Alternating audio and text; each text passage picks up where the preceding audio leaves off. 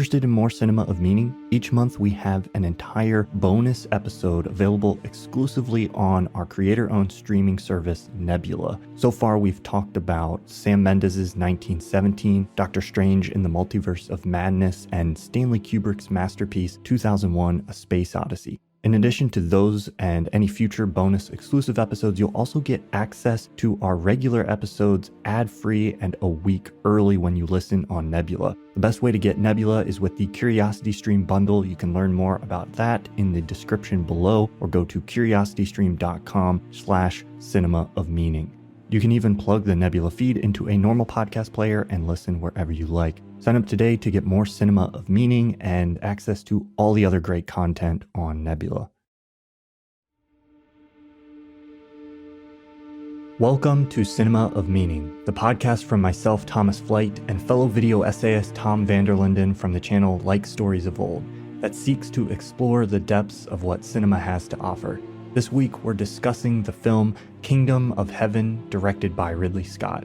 Tom, what made you want to discuss this film? You've seen it, I'm assuming, several times, a bunch of times. I just watched it for the first time last night, so this was kind of your pick. Why did you want to discuss Kingdom of Heaven?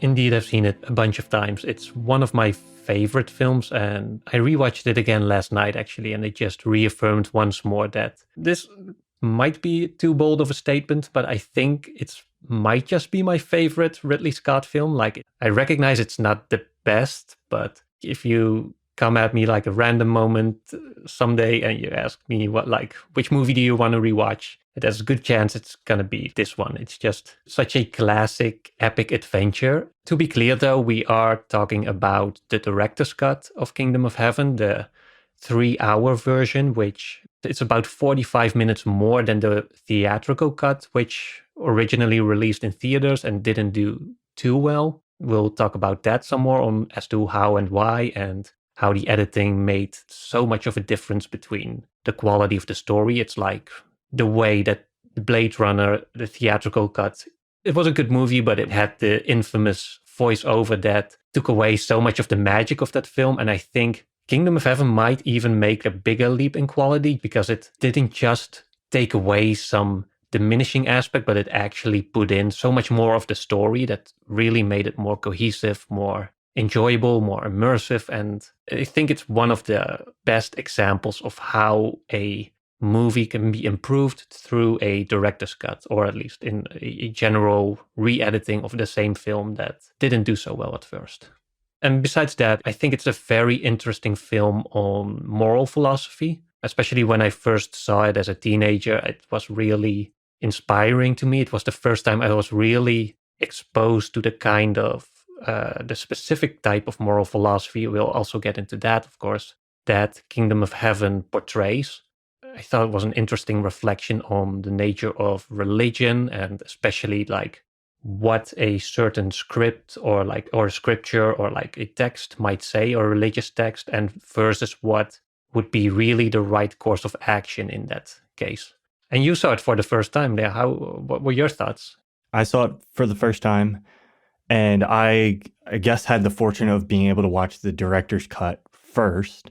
So I didn't have to sit through what apparently is the much worse original cut. I haven't seen that version, but I watched Daniel Netzel, I think, from Film Radar, has a great video breaking down the differences between the two. And I did watch that. And I was kind of shocked to see what they did cut out, because it's like some very essential scenes. It's funny because I did have the feeling watching it of like, oh, wow, this is like a very long movie. And so like I can see why the studio or whoever had the impulse to like cut it down. But to see the way in which they went about doing that, I can see how it is a much worse version. Did you see that version first in theaters when it came out? Yeah, I don't remember specifically my thoughts on it at the time, because I think it came out right after like the hype of the Lord of the Rings. Yeah. And you had a couple of those bigger budget medieval or like sword fighting films. You had, I think Troy came out around that time. You had a King Arthur film, the one with Clive Owen. And I think because the theatrical cut of Kingdom of Heaven, it cut out much of the story and it just left most of the action. It felt like it was just like a one of those films, you know. It was like Right. 3 stars. It was fine. It was kind of forgettable, had some interesting elements, but overall it wasn't, or at least for me, it didn't make that much of an impression immediately. Though I was drawn to like the whole world of it, like the design, the music especially, and the little bits of the philosophy that were still there also in the beginning. But it wasn't until I'm not sure exactly when the director's cut came out. I think it was pretty soon after, because I do remember I gave it a second chance pretty quickly after that. So I've been a big fan and promoter of this film ever since. Actually, the first video that I made for my channel was on Kingdom of Heaven. So this is kind of an origin, Tom van der Linden, like Stories of Old, origin story. Actually, we're recording this on March 29th, which is exactly to the day 5 years since I uploaded that video. I uploaded that one on March 29th, 2017. Did you know that? Did we plan this, or did that just end up as a coincidence? It's just coincidental, but I thought about it earlier today and I was like, oh, that happened. That's fun. Well, I'm excited to dig into it. I think it was a movie that on first watch, there's a lot about it that is interesting to me, but there was also a lot of moving pieces and certain things that I didn't know quite what to make of, at least at first glance. And so I'm really interested to discuss it with you and see what those themes mean to you and how some of those things come together. But I think thematically, it's a very fascinating movie. I think what it's doing by the third act, we'll have to get into spoilers eventually, but like what it's doing by the end with the standard kind of hero's journey, I think is really fascinating. And I really liked that. So, and it's just an exploration of moral philosophy and history and religion. And so, yeah, this is going to be a good discussion. So where do you want to start on this? I think when you go on streaming services, at least in my country, you still often find the theatrical version instead of the director's cut. So it might be interesting to first quickly touch on the differences and why you should really seek out the director's cut instead of the theatrical one. Because for me, the theatrical one is like original Blade Runner. It's let it be forgotten. It's bad. Yes. Because you mentioned the Daniel Netzel video. He included some clips from the behind the scenes discussions on that film with the actual editor. And what to me was most fascinating, how she talked about how they had this 3-hour movie and they had to cut it down to like 2 hours and a little bit. But because a lot of the action also progressed the plot in some significant way, you couldn't really take out whole chunks of action without leaving plot holes. So instead, what they opted for was cutting out character content and this sort of leaving character holes, as she called it. Like instead of taking away logical elements that would make the film confusing from a plot point of view, they would take out certain character motivations and characterizations that would make the film still like make sense, have it make sense logically, but it wouldn't feel as deep or compelling because you're less connected to the characters. And that's interesting to me that they know that's a sacrifice they were making. I'm not sure if they at the time knew they were gonna have like a director's cut that was gonna fix it all, but I think there's two major, just to exemplify how much was cut out. In the beginning of the film, they take out like a whole bunch of backstory with regards to Balian. In the theatrical cut, he's just a grieving man who gets annoyed by some priest and he murders him and then goes off to find his father who he just met like moments earlier. But in the director's cut, there's like 5 additional scenes in which it's also revealed that that priest was actually his brother. So there's like a whole relation there that we didn't get in the theatrical cut. And the brother is also portrayed as much more malicious. Like he mutilates the corpse of Balian's dead wife and he lies to Balian. He's sort of, you get a much better sense that there's this anger that's building in Balian that at one point just erupts instead of him just having this weird moment where he suddenly bursts out into violence. And in the director's cut also establishes that Balian is someone who doesn't traditionally fight back. Like his brother, the priest, he provokes him at some point and even like laments him for never fighting back, always turning the other cheek. And that's, of course, something that really plays into Balian's characters later on, that he doesn't want to use violence. It's a very key scene. The priest like slaps him and says, "You see yourself as sinless, and that itself is a sin." And then that becomes like a theme later in the movie. They talk about him thinking of himself as this perfect knight. And there's this theme of like seeing himself as sinless. And through that kind of thematic discussion and symbolism, there's like soft allusions of him being this kind of like Christ-like character in some ways. So I was amazed to find out that that scene in particular was cut out because it felt so central to like the journey of Balian as a character. Yeah, and so the second major thing that was cut out was the whole subplot with Sibylla's son, and who is also the nephew of the King of Jerusalem, who ascends to the throne after the King of Jerusalem dies. And that also is a significant element of who Sibylla is as a character, because there's some complex political stuff going on. If you've seen the film, you know what I'm talking about. But basically what it comes down to is in the theatrical cut, she doesn't have the son, or he is just like cut out altogether. So her decisions at that point really come off more as selfish ones. She's just protecting herself, and therefore she sort of reaffirms her wedding with Guy, the villain of the film. Whereas in the director's cut, she's doing everything in the service of her son. She's not really concerned with herself. She's trying to protect him, which to me is also one of those things like I almost cannot imagine, at least now, I cannot imagine the film without that whole plot element. But yeah, I guess they had to cut it out. Shaving out 45 minutes at least is what you said. I think like the theatrical's 2 hours and 24 and the director's cut is 3 hours. So yeah, I guess I don't know what else you would have cut, but it's so detrimental to the story to cut out those elements. So if you haven't seen it and you're watching it for this podcast, if you're going to watch it, watch the director's cut, I guess, is the message here. You watch it for the first time. Did it felt like a long film to you? Did you feel the 3 hour runtime? It felt a little long to me. I had, and this may just be like the state of mind I was in last night or something, but like I had a little trouble following all of the different characters and the political things towards the middle, like the middle part of it. I had like a little difficulty understanding at first because there's a lot going on. There's a lot of different like moving parts. And so it slowed down a little bit like in the movie, in the middle part for me. But the first hour and the last hour felt very strong to me. So I think some of that was just like, I have no familiarity with this story, very little familiarity with this era or who any of these people are. So coming in fresh to this movie, it did feel a little bit long to me. But I think if I was to watch it again, having a stronger grasp on what was going on, I don't know if it would feel that way because it's a long story. It's not like it's just a bunch of filler in there.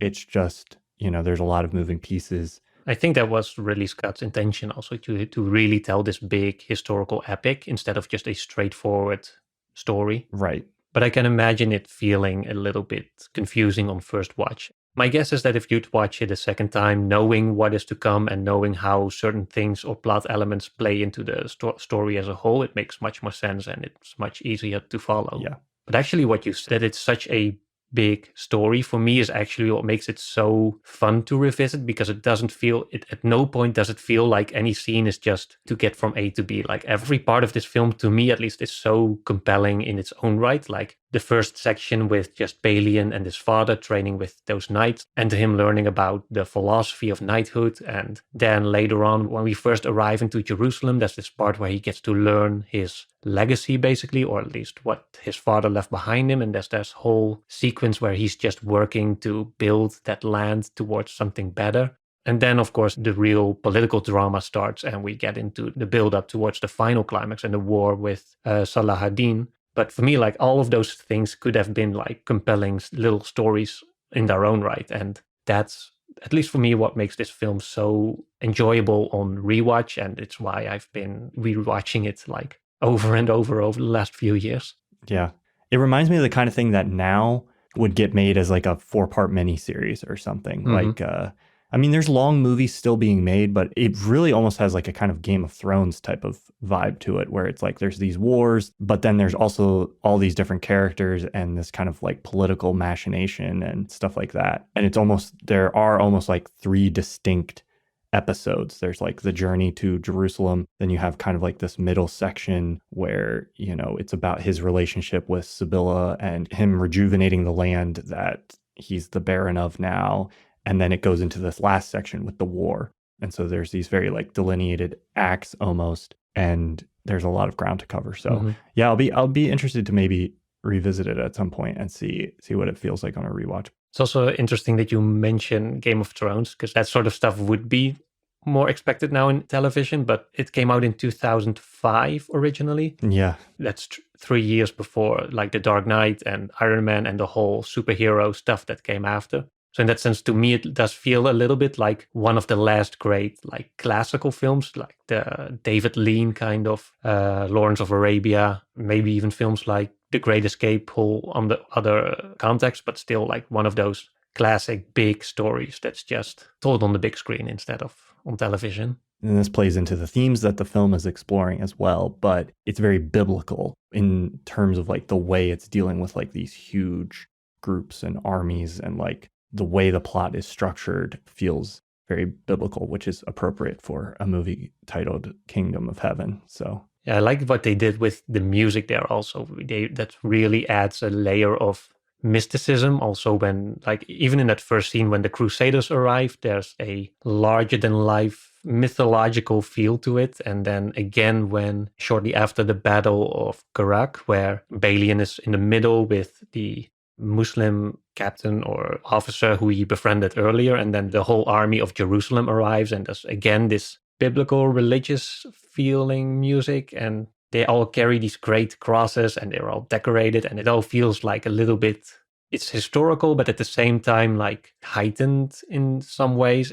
I wouldn't say it glorifies the Crusaders, but it does add a layer of mysticism to it. I don't know that it's glorifying the Crusaders. In a lot of ways, I think it's more of a critique of those things. But the film is concerned with like these ultimate questions. Like it's not just like, oh, here's the facts of what happened.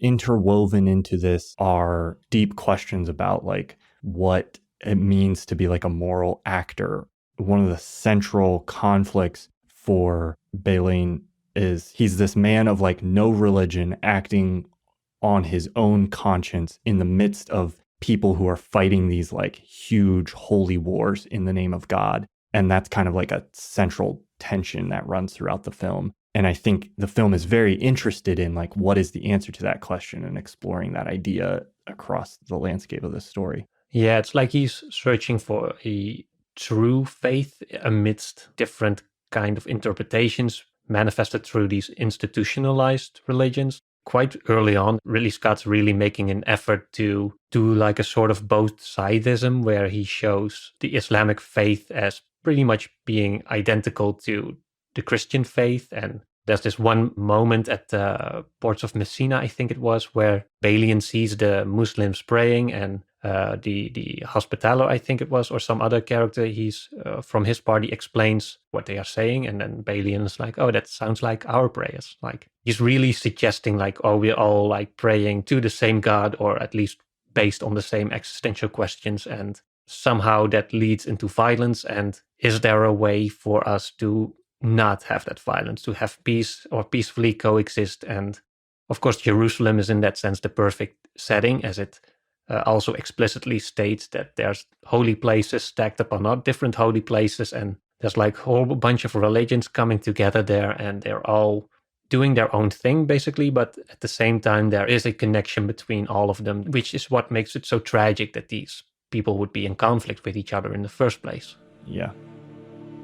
This episode is sponsored by Mubi. Mubi is an online, hand-curated streaming cinema that features incredible films from around the globe. I'm very excited to welcome Mubi as a sponsor for this podcast because they've been a long-time supporter of both of our channels. They have a huge library of international, indie, art house, and classic films, And every day they add a new film with an explanation of why they think you should watch it, which I really appreciate. Right now, the Cannes Film Festival is happening, one of the biggest film festivals in the world. And in honor of Cannes, Mubi is doing a Cannes Takeover series featuring films that have been selected for or won awards at past Cannes Film Festivals. My recommendation this week is Jeff Nichols' Mud, which features Matthew McConaughey. It's a great examination of the American South, masculinity, and generational narratives. You can watch Mud and the rest of the amazing Mubi library right now when you sign up for an extended 30-day free trial at mubi.com/cinema of meaning. That's mubi.com/cinema of meaning, or click the link in the description for your extended 30-day free trial.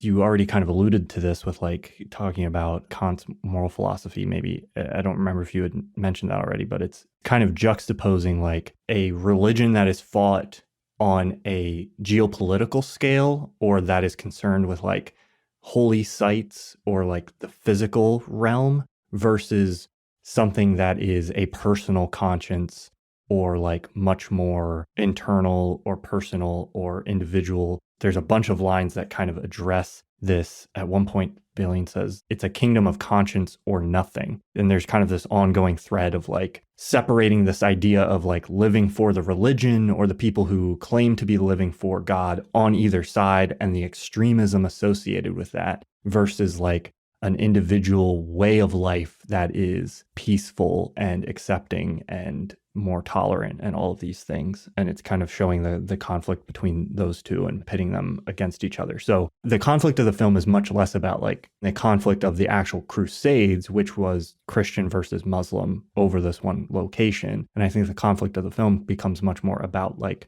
one approach to a moral life, which is this like extremist, violent, with an emphasis on like actually having political power, versus an individual conscious-based kind of approach to that, which I think is fascinating. Yeah.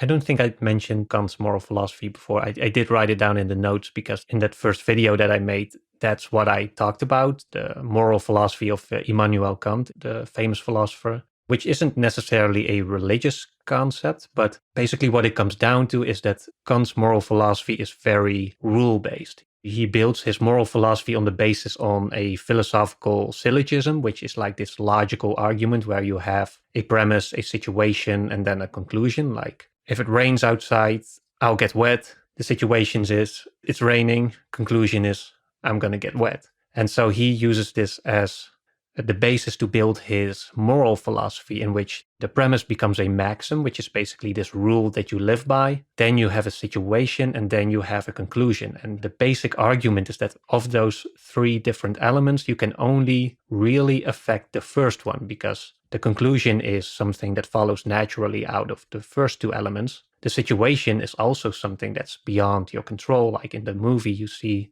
there's a lot of things that Balian cannot do anything about, and there's just too much stuff going on. He cannot control it. So the only thing that he can control is the maxims that he lives by. What's an example of that here? There's one that Kant actually also uses, and that's a maxim is, it's basically never tell a lie. And then basically a situation comes up and one might be tempted to lie, but you won't. Right. And the idea with the maxim is that it's a rule that can be, it has two different formulations or interpretations, but one of them is basically sort of like the golden rule. Like, if you can have that maxim and apply it to everyone, then it's a good one. Like, you cannot, for example, say it's okay to steal sometimes. Like, that's because then if everyone would do that, like, we'd all be thieves and there would be no possessions. So in the film, you have these very clear, explicit rules that Balian gets when he's knighted. Like, Godfrey knights him and he gives him the maxims, basically like, be without fear in the face of your enemies, be brave and upright that God may love thee, speak the truth always, even if it leads to your death, safeguard the helpless and do no wrong. That's pretty broad.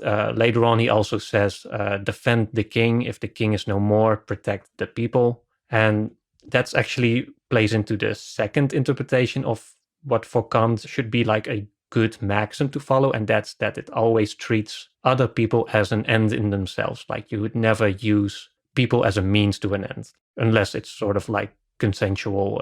For example, I'd use you to host a podcast Right. for other people and sort of like that. But what it comes down to is, and that's what I love about this film, is that it presents like a very traditional hero's journey where we have Balian. He gets a call to adventure. At first he refuses, but he goes anyways. And then he goes into this new world where he explores like more about himself. He meets obstacles and he eventually comes back home. But what I like compared to more classical stories like Star Wars or Harry Potter, where the journey is very internal focused. It's very much focused on what does this mean to Luke? What does this mean to Harry? In Kingdom of Heaven, the success of his journey and his heroism is really measured by how much he means to the people around him. And you see that very early on as he first arrives into Jerusalem, like when he's given the responsibility of his new lands, the first thing he does is try to serve those people and try to improve their lives, their livelihood, their existence in some way within his power.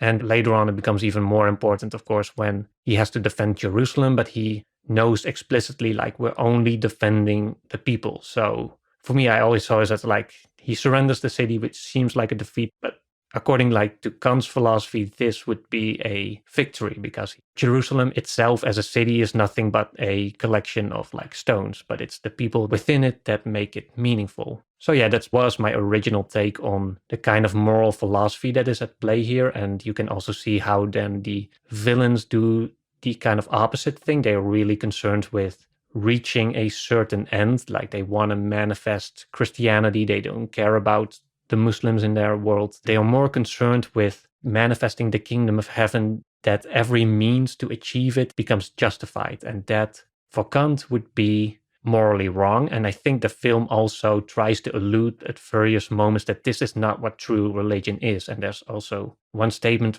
right at the beginning of the film as Balian's brother mutilates his wife's corpse, and then he speaks to the bishop of the town, who basically says to him, like, a law can go too far. I ask myself, would Jesus do thusly? There's so much done in Christendom of which Christ would be incapable. And that's also plays into that, how even within religion, there's the distinction between do you live based on religious rules and do you live based on these maxims, or is it more important to achieve a certain end and then justify whatever means are necessary along the way? Right. Yeah.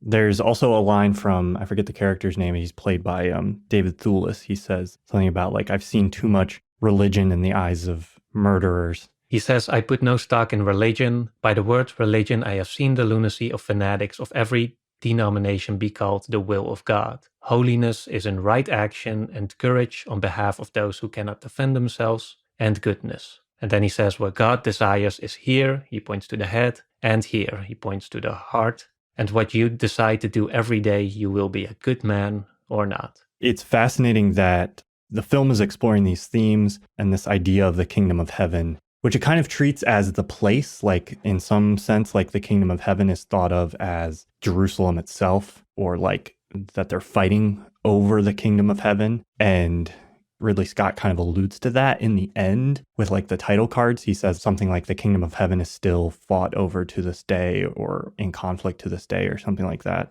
But the idea of like religion itself, you know, obviously there's the cultural version of Christianity that we see at large in the world. But my understanding, obviously there's all these different debates and conflict about this, but my understanding of a lot of what I think Christ as a figure is someone who is a deconstruction of those kinds of like religious structures that we see in this film. So it's interesting that Balian is presented as this like anti-religious figure, but then there's also almost this connection to Christ that I think is made. Something Christ says in the Gospel of Luke that says the Pharisees, who are like the religious structure at the time, the primary like dogmatic religious structure, ask him, when is the kingdom of God, which is synonymous with the kingdom of heaven, when is the kingdom of heaven coming? And he says to them, the kingdom does not come as something one observes, nor will persons say, look, here it is, or there it is, for look, the kingdom of heaven is within you. And so like that idea biblically, or that idea in the Bible, is connected in this script to that idea of like, oh, the kingdom, you know, what God wants is in here in your head, in your heart. that same conflict between like a fundamental religious structure and a more individual, like moral imperative is, I think, present in like the New Testament or the story of Christ as well. So I think that plays into like the biblical feeling of this film. It's not just like a biblical epic in the sense of the kind of story it's telling, but like the same kinds of conflicts between like these larger socio-political religious structures and like individual conscience is like a biblical theme as well. And that is relevant to like the idea of Kant's moral philosophy as well, which is like much more the golden rule, or like love your neighbor as yourself can kind of be seen as an example of that kind of thing. One specific example to tie it into the film of this, going back to Kant's moral philosophy, is there's a very specific moment where the guy is captured. The main villain, you mean? Yes, the wife of Civil. He's imprisoned, and Baleen is presented with this like choice, like, oh, the king of Jerusalem says you can marry Civil, take over the army, and Guy will be executed.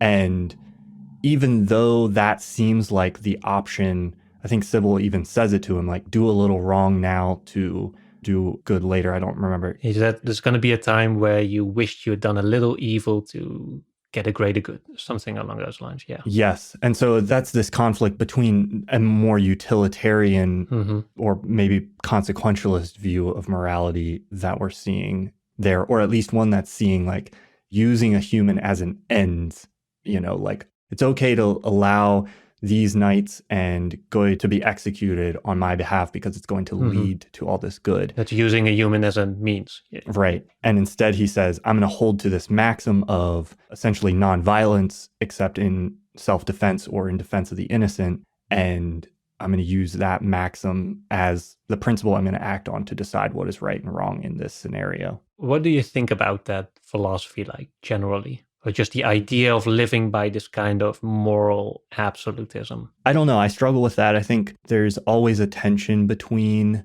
living by a type of maxim or of virtue ethics or something like that. Like, these are the rules I'm going to live by, and having a more consequentialist perspective. I don't know what the right answer is. I think it's important to try to think about what the long-term consequences of your actions are, especially when they may be detrimental, when there might be like long-term downsides to an action that you have now. But I do think that like the world is also really complicated, and there's a lot of scenarios where we can't know what the outcome is going to be, or we can't see every side of something. And having this maxim of like, this is what I think would be right for all people in this situation. Like, this is a principle that you could apply universally, and trying to live by that can really simplify things and allow you to act in scenarios where you don't have enough information to try to like make a judgment about what's going to happen in the future or what the consequences might be.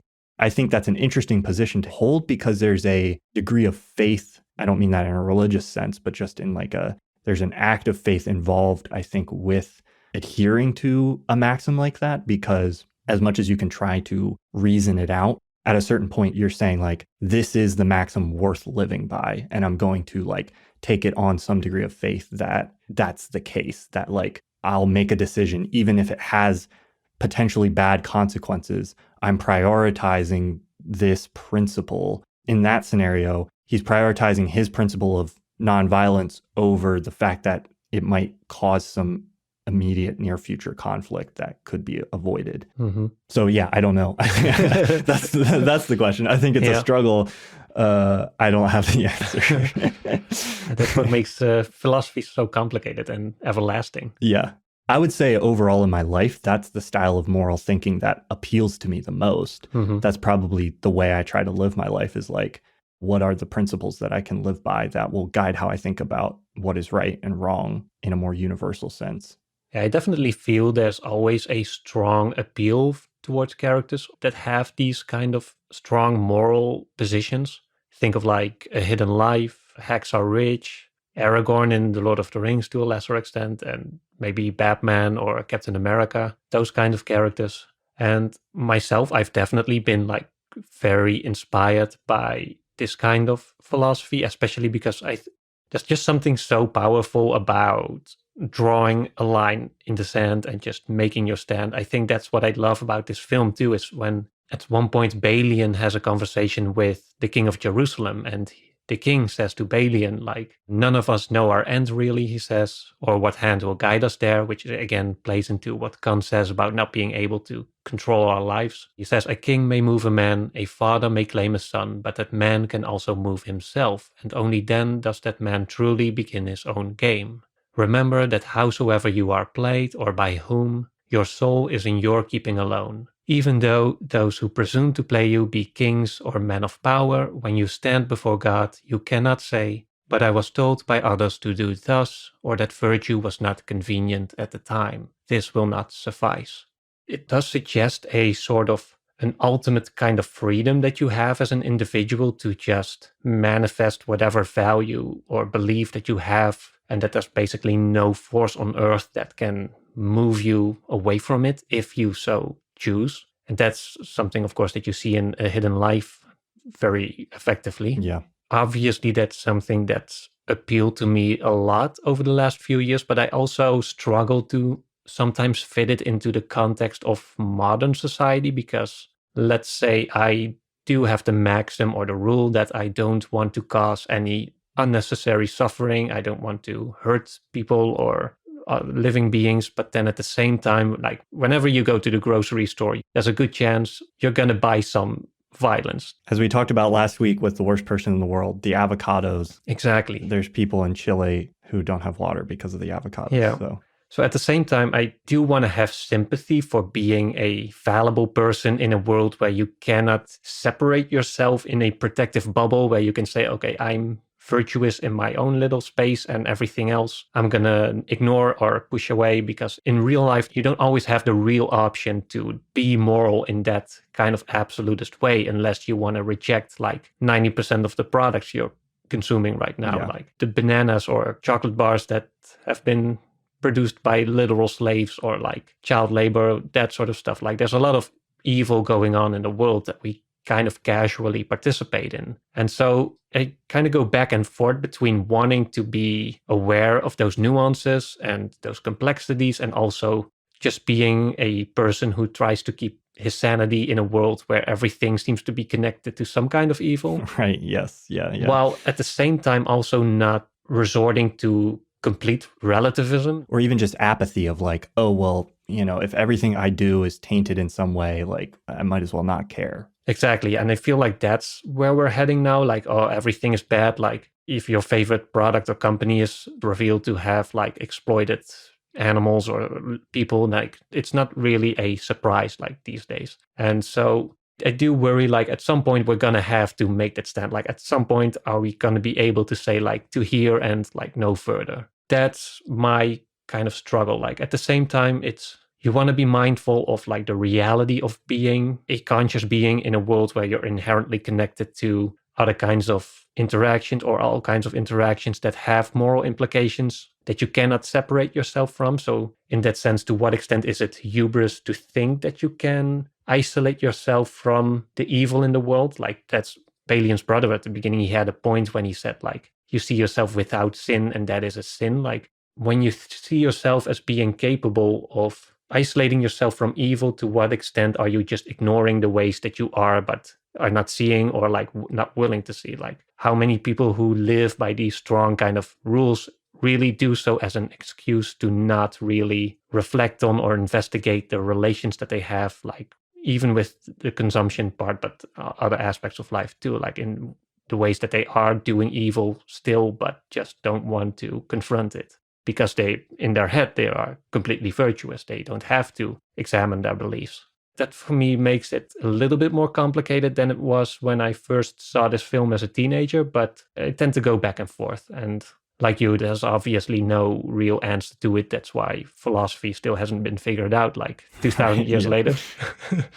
I mean, my perspective on the character in this film, I think there's a degree of like humility that comes with it. I don't know that he necessarily sees himself as this perfect knight or someone without sin. That's like a label I think other people are trying to apply to him because he is holding fast to these principles that run counter to the like dominant religious structure or assumptions. But he's constantly saying like, oh, I've lost my religion. I don't know God. God hasn't spoken to me. I don't necessarily get the sense that he sees himself as acting from a place of pure goodness. Yeah, he's definitely not self-confident, or not as self-confident as I think others see him. I think, as you said, like he's struggling to find something, so he holds on to what he knows to be good. Yeah. He's definitely not like cocky about it, and that's what I like as well. But yeah.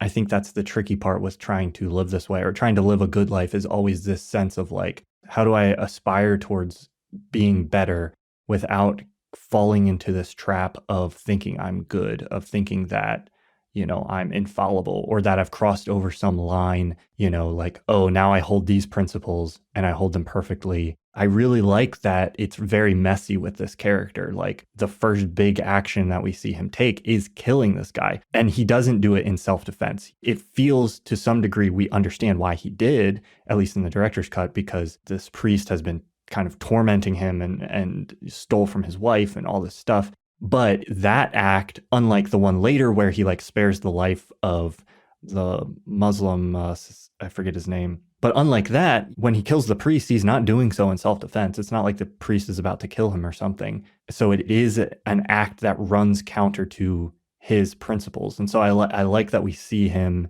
despite the fact that he's trying to live by these maxims, we see him in this false state from the beginning. I think that's a good reflection of how messy and difficult this kind of philosophy or way of trying to live is. Yeah, I didn't see it so much that he already lived by those principles in the beginning. I think that he killed his brother or the priest is very much what maybe wanted him to catalyze that. Yeah, because he knows what leads him to sin, so he wants to embrace like certain rules that prevent him from going back to that space and going to hell. Basically, that's of course in the context of the movie what the characters mostly fear, like the salvation of their soul or not. And there's one other thing that I also thought was really interesting when I rewatched the film last night, which I hadn't really thought about that much before, is when you apply this whole moral philosophy to Sibylla. And because she, at one point, she has the son, and her son turns out to be a leper, like the king of Jerusalem. So she knows he's going to suffer a lot, he's going to die, and it's implied that he at some point will probably commit suicide. So instead, she decides to kill her son because she doesn't want him to go to hell, so she will go to hell instead. So there's another layer of that moral complexity where she tries to protect the moral capacity of someone else by sacrificing hers in a way. Right. Which I think at first it seemed to me like maybe that's just a means to an end kind of situation, but it does feel like a little bit more nuanced than that. And there was just an interesting note that I hadn't thought of before. Like, if goodness is staying true to your maxims, what is the sort of moral judgment when you sacrifice yours so that others can preserve theirs? Right.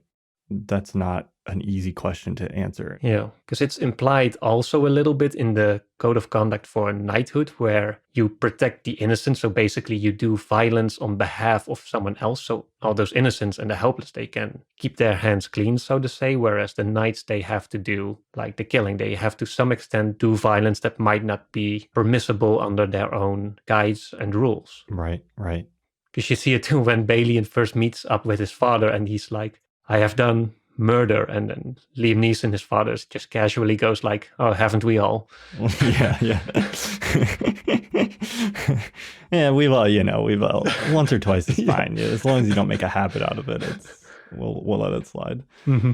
How do you think that Balin's sense of moral obligation fits into his ultimate denial of position? There's also a line where he says to Sybil, like, decide not to be a queen and I will come to you. One of the things I found most fascinating about the movie is the turn it takes in the third act of like, you're on this kind of hero's journey trajectory where it's like, oh, there's a call and he kind of follows this and he's selected out and made to be special. And he's the one who is able to defend Jerusalem. The culmination of that is surrender and giving up his position and going back to being a blacksmith and sort of becoming no one again. And he revokes that. He gives that all up. Do you think that fits into how he's living by, these maxims or this set of principles? The surrender of Jerusalem, yes. We talked about how it wasn't about like protecting Jerusalem in itself, in its physical form, but in the people that live within it. So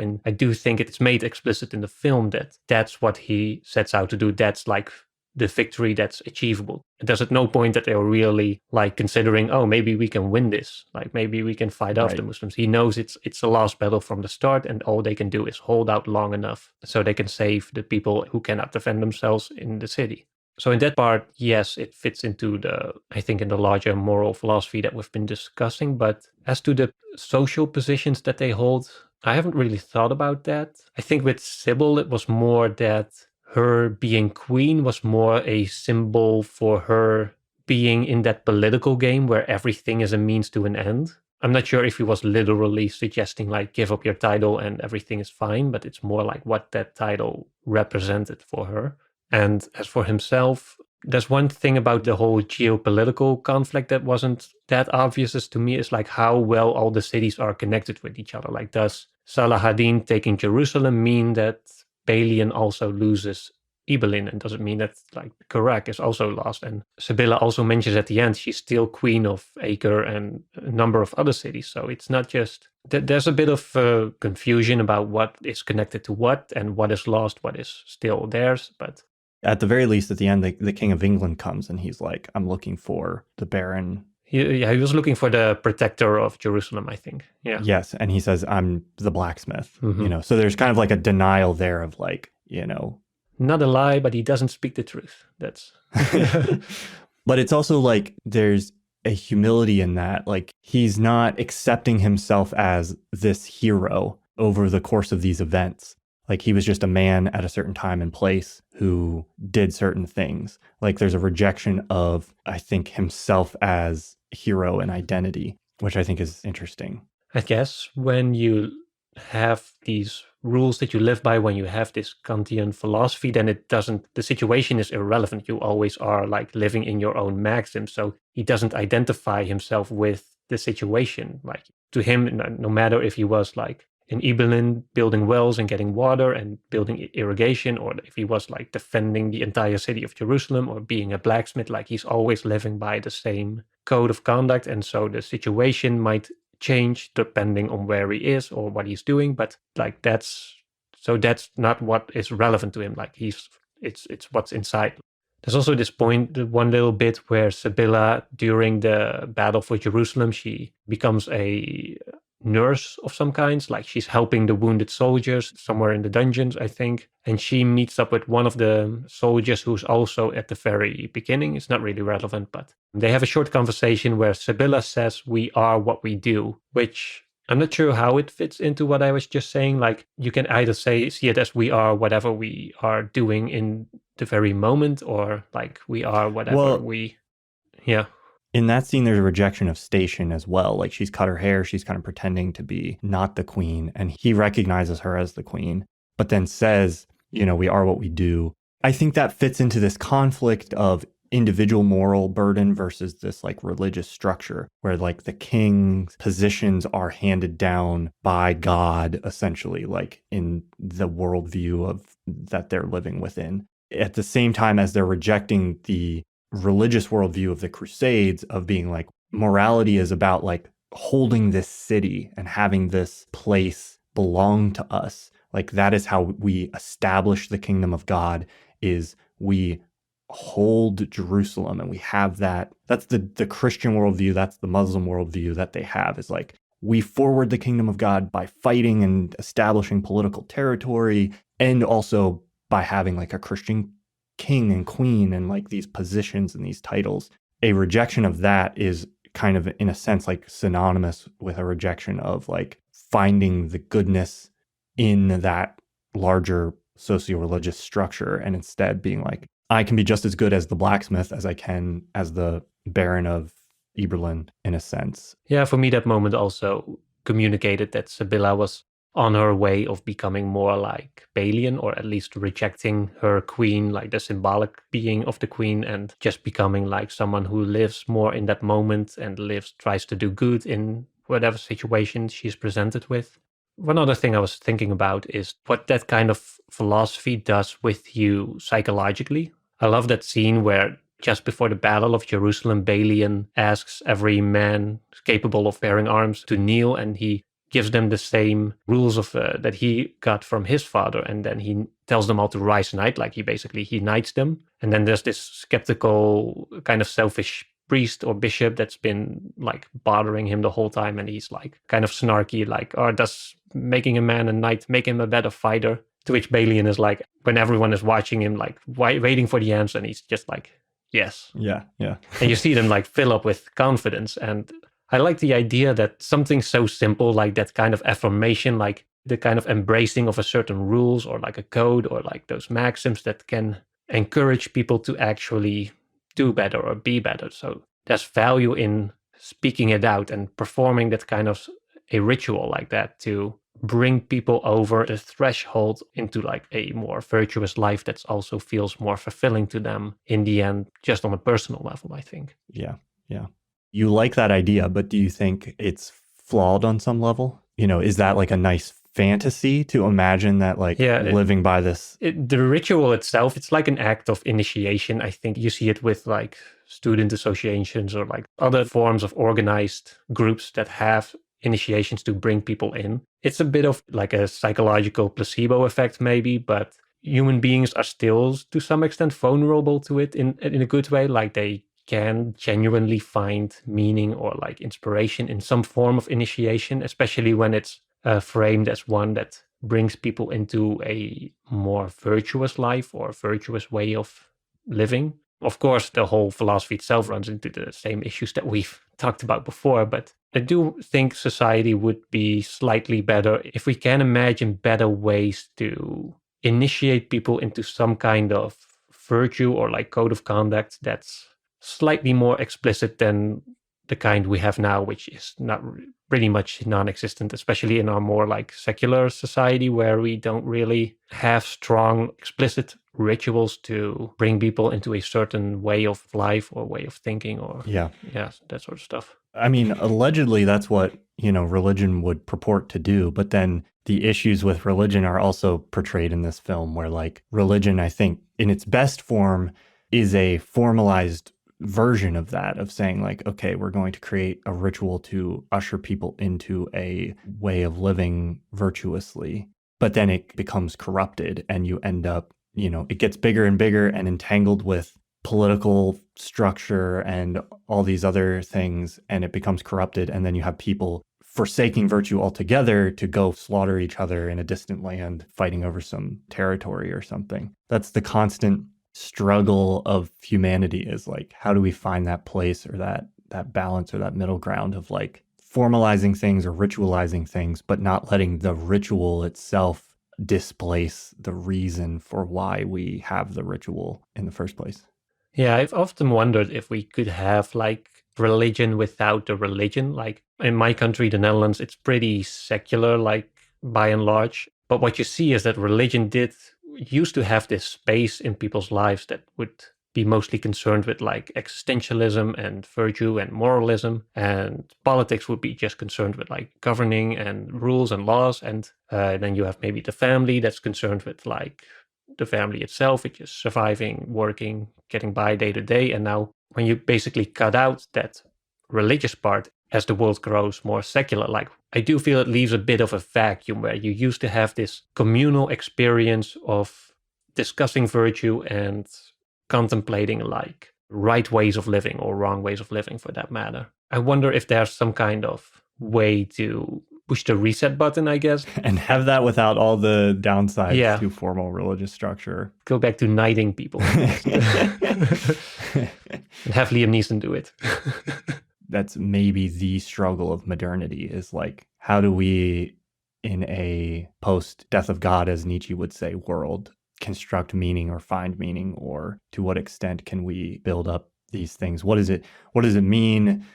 Even within this film, it's promoting this idea of like a self-driven moral conscience, which I think is like a great idea on some level. But then like that is an idea that in some sense is antithetical to kind of what you're describing, which is like a more community-oriented, participatory like way of thinking about these things. But at the same time, like Balian was initiated into the the little club that his father had, and he definitely had like a community of knights that followed him. He had the priest, he was the hospitaller who he befriended. And so there was a bit of a small world within a world, or like a little group of people that were trying to do some good with each other and what they were given. But in the end, it does remain a rather individualistic concept where in the end, the morality of the individual or the moral conscience of the individual is the thing that takes center place. But yeah. There's no easy answer. No. Unfortunately, we won't solve the some of the largest philosophical questions of the last couple centuries in this podcast, despite our attempts, but here we are. I think, to your point, movies as narratives that sometimes delve into these subjects can provide a great space for having some of those discussions that there might not otherwise be a context for. It might be hard to sit down and be like, let's get people interested in consequentialism versus like virtue ethics or something like that. But when you can frame it around a narrative that people are interested in or a story, it kind of opens up this door to discussing all kinds of things that we wouldn't otherwise, which I think is part of why I imagine you're interested in film. I think that's part of both of our attraction to this subject matter. Yeah, exactly.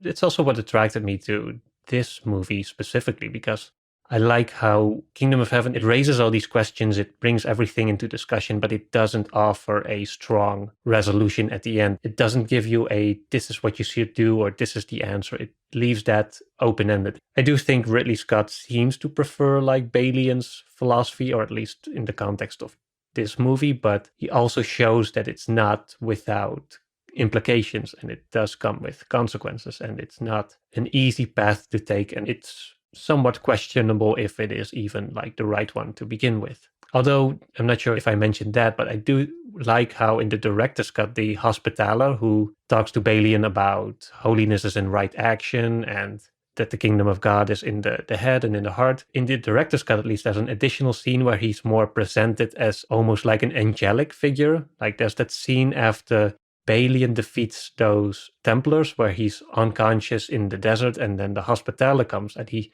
sort of puts his finger on his like head, and then suddenly Balian wakes up as if he's like resurrected, and then they discuss religion for a little bit, and then the hospitaller walks off, and then Balian is distracted by the bush that's on fire, and then he looks back, and then the hospitaller is like disappeared, and it's like this clear moment of like mystery, like has he just like vanished into thin air, or there's this subtle suggestion that he is a literal messenger of God in some sense, and which would sort of imply that he would bring the right answers down to us mortals. But yeah, I think it's more like a little note to think about than something to take like super serious. But yeah. Pretty sure Ridley Scott identifies as an atheist, but he engages with these stories and really engages with the worldview of the characters within the stories. He's kind of casting Balian as kind of this anti-religious figure, but then there's this sense within the film, as you're describing, that his anti-religion is really sort of a form of true religion. Like maybe in that he's finding some kind of actual connection with God in a way that like the other people aren't or something. So there's a strong like critique of religion and certain elements of religion in the film, but it also isn't stepping all the way back from that worldview. Like it presents this very complicated world, which also just makes sense from the perspective of a historical drama because it makes it not anachronistic or whatever.